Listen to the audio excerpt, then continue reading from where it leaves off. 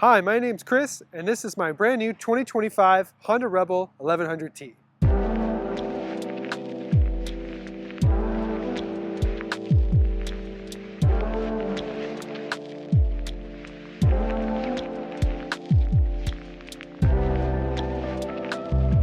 One of the most exciting new features of this 2025 model is that 5-inch TFT display. It's a full-color display that connects to your phone via Honda RoadSync with a bunch of new features on it. This video will be covering everything on how to use the TFT display and Honda RoadSync, but it will not be covering how to get started in terms of connecting your phone and your helmet to it, as I found that extremely easy. The app walks you through it, and there are other videos on it. So once you get connected to the bike with your phone and then connected to your helmet comm system also through your phone, it's all in the same setup process. So after that is where this video comes in, just kind of how to use it, brief overview. If you have any other questions that maybe I didn't cover or forgot to mention, please go ahead and put them in the comments. I'd be happy to answer any questions that anybody has. So let's go ahead and jump right in. All right, so I went ahead and took the bike indoors because the glare was so bad that you couldn't see it well, and I wanted you guys to have better quality than that. So here we are. We're going to go ahead and get started here. All right, so this is your main screen here. You can see we have the attack right there, and you got your speed, and you can see what gear I'm on. I have the kickstand down and stuff like that. There are different versions of this. We'll get to that here in a minute, but this is just the version that I like. Now, one thing to note is you have, this is kind of your menu options here. You use the little thumbstick shown over here to go ahead and change the menus. And it kind of tells you what direction to go, left, right, up, or down. The ones that have two arrows mean that you have to hold it in that direction. So to get started, we're going to go through the main options, and then we'll get into Honda RoadSync from there. So we're going to go ahead and we're going to go to this little main menu here on the right hand side. So we're going to hit right once. Here we are. And then to accept or go to the next screen, you're going to hit right, and then to go back, you're going to go left. So we're going to go right. So we're going to go right to go into that. This is your different trips. So we got trip A, and I've had 167 miles since I tripped it last. It will also tell you your current miles per gallon. And then it'll give you your average miles per gallon on trip A. You can see I'm averaging 51.8 miles per gallon. And then go down again, it's trip B.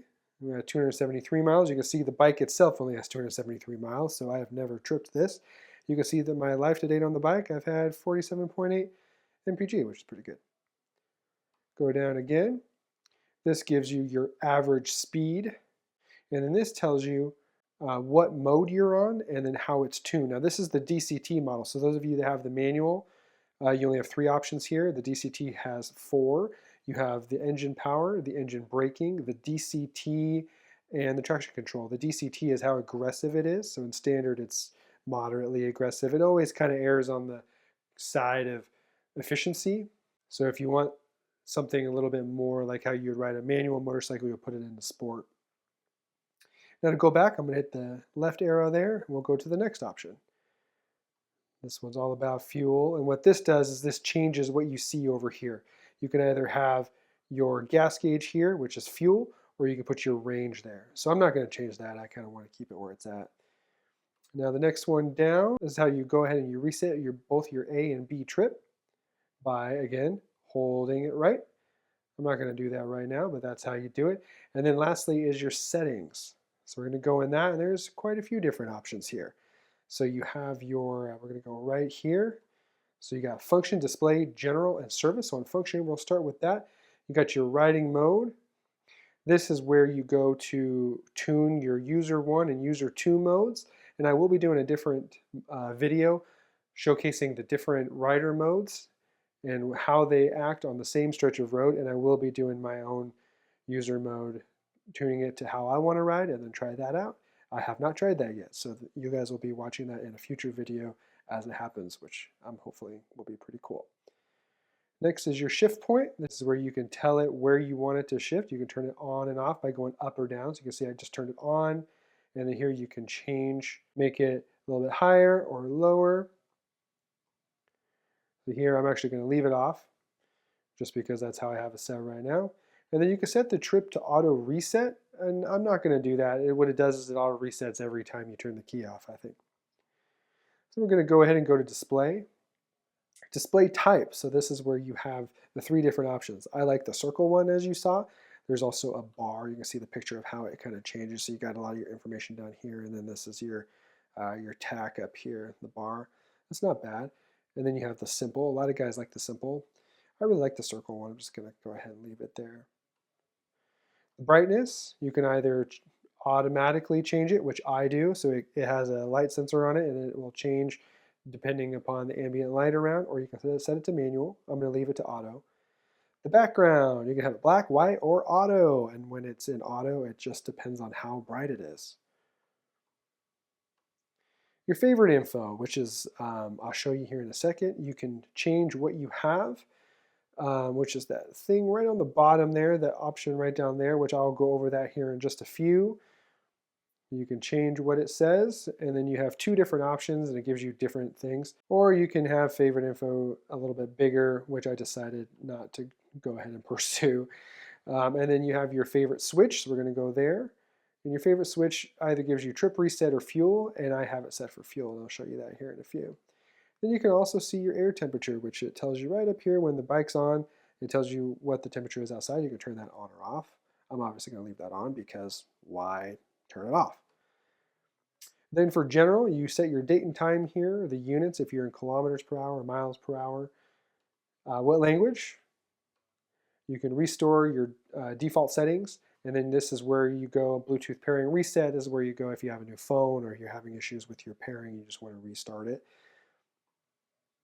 And down here is service. So over here, we're going to go to maintenance. So with this new display, you can set different reminders for periodic maintenance here. You can either set it for the amount of miles or a time on the calendar, which is pretty neat.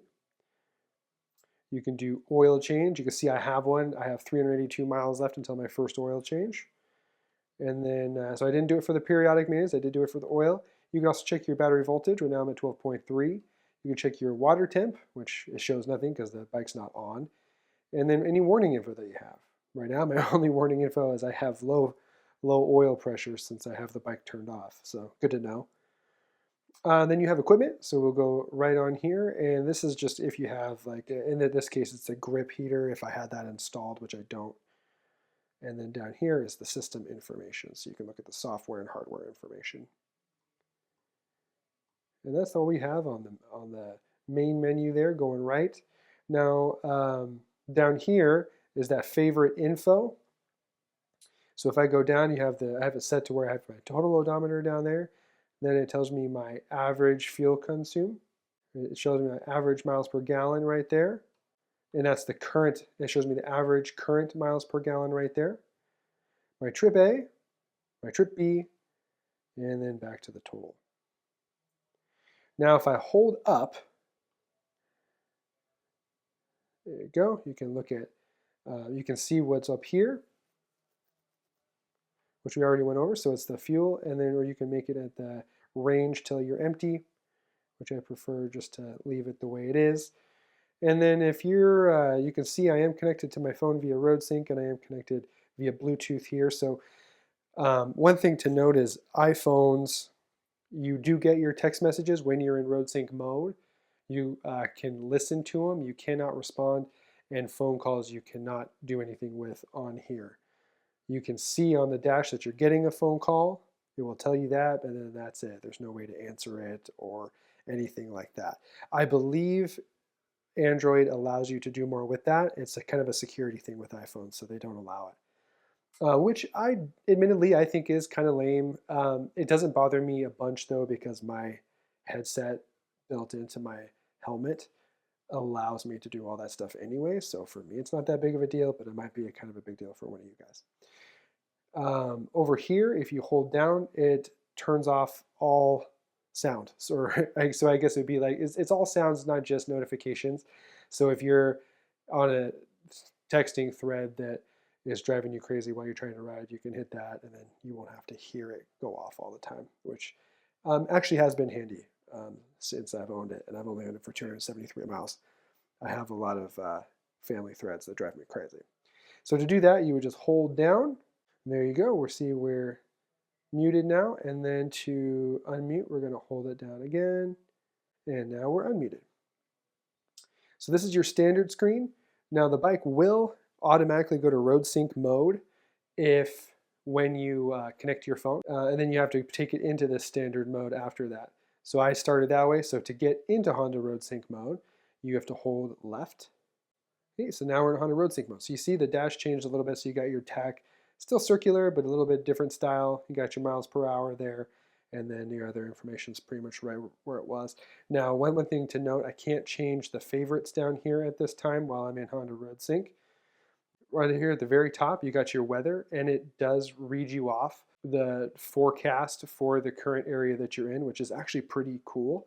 I found that pretty handy.